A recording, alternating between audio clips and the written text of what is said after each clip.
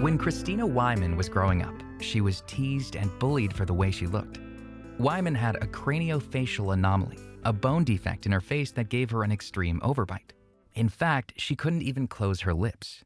Because of Wyman's condition, kids called her Bucky Beaver and other insulting names, an experience that left Wyman with emotional scars that followed her into adulthood. To help process her childhood trauma and hopefully inspire kids in similar situations, she wrote a middle-grade book called Jawbreaker. It's about a girl named Max who has a maxillofacial deformity. Wyman hopes young readers who can relate to her story will take courage from Max's determination to overcome hard times and pursue her dreams.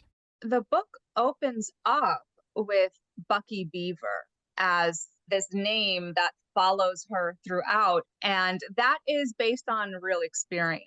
That was a neighborhood favorite. So I got to experience that pretty relentlessly, really pretty relentlessly. And there are other more minor, like typical names associated with that experience, whether it's brace face, whether it's train track face, like whatever children can come up with, they are going to dish at you. Wyman says she felt different from all the other kids at school when she first got braces, even though a number of other students also wore them. Her parents didn't step in to prevent the bullying. They had married as teenagers and didn't have the emotional maturity to be responsible adults. This lack of support only worsened her experience. I was taught to stay away from my bullies. That was sometimes something I could do, and sometimes I couldn't do it because we were on the same bus together going home, the same yellow bus or something, going to school and coming home. And we were all at the same bus stop and we were all in the same classes. And so it wasn't always easy to just stay away from bullies. So the advice requires more than that.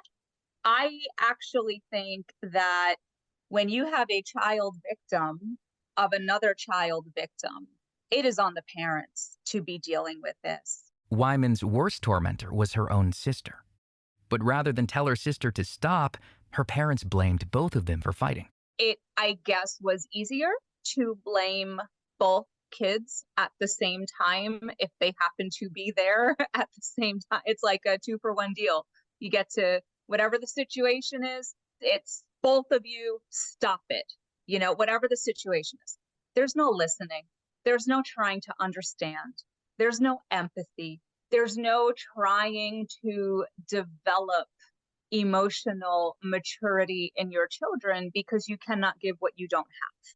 Drawing from what she felt was lacking in her own childhood, Wyman says parents should ask school administrators for help in dealing with bullying and be more attentive and supportive at home.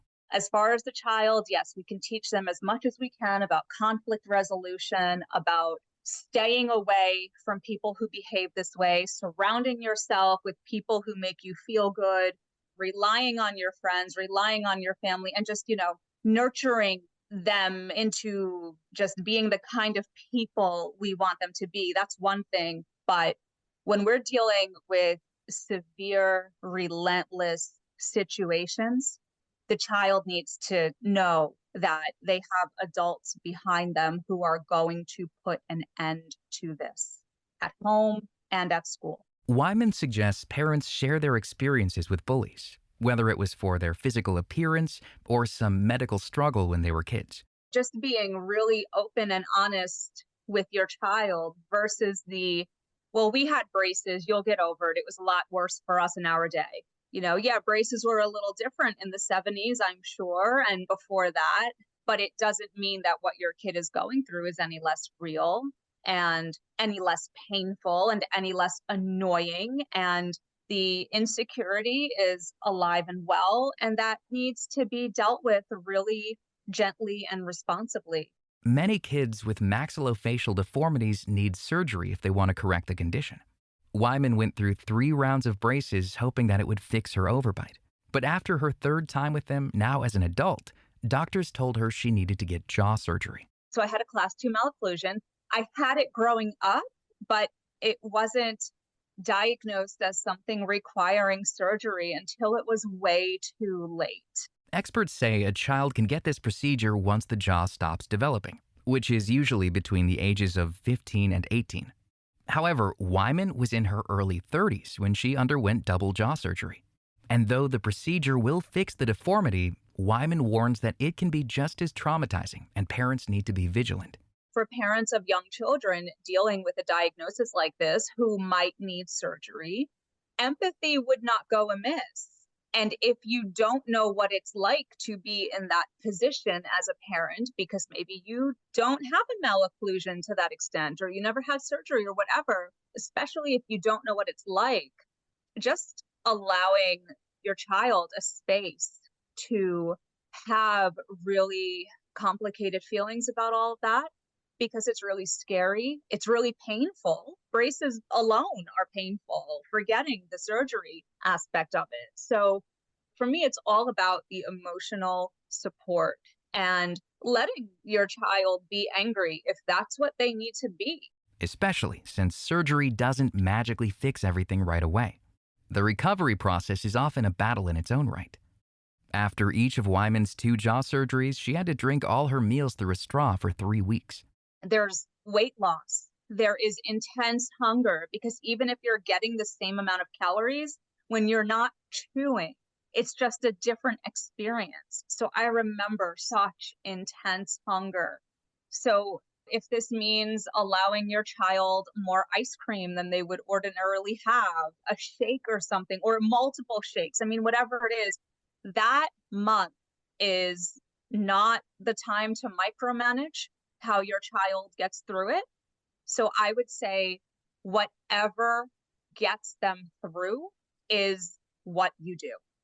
I mean, no questions asked. I don't care if it's a cookies and cream shake for breakfast. And though Wyman doesn't have any kids of her own, she lived through the struggle of having this condition and says the one mistake parents can make is not doing enough to support their children. Wyman's book, Jawbreaker, is available now online and wherever books are sold. You can learn more about Christina Wyman and all of our guests by visiting our website, radiohealthjournal.org. For more behind the scenes, follow Radio Health Journal on Facebook, Instagram, and X. Our writer-producer this week is Polly Hansen. Our lead producer is Kristen Farah. Our production manager is Jason Dickey. I'm Greg Johnson.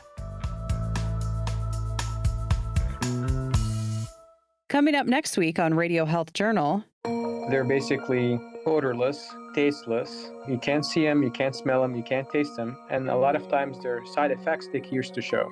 X-rays and CT scans are essential to healthcare, but at what cost? Then, new guidelines hope to help catch breast cancer early. Everybody has lumps and bumps in their breast tissue, and you want to get familiar with what the normal ones are, and then you will be able to detect which ones are abnormal or different. All that and more on Radio Health Journal.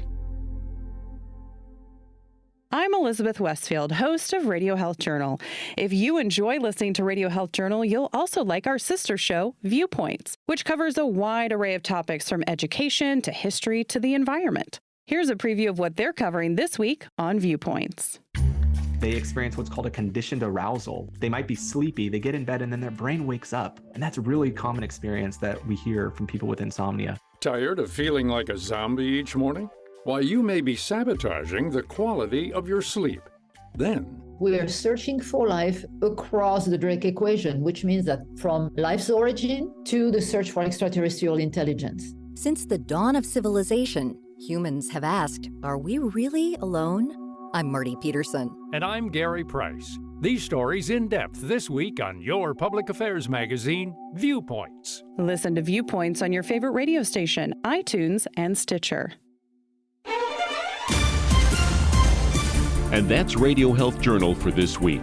Follow us on Twitter, Facebook, and Instagram to learn more. And check Apple Podcasts, Google Play, and Spotify for a library of past programs. Plus, you'll always find previous segments and information about our guests at radiohealthjournal.org. Join us again next week for another edition of Radio Health Journal.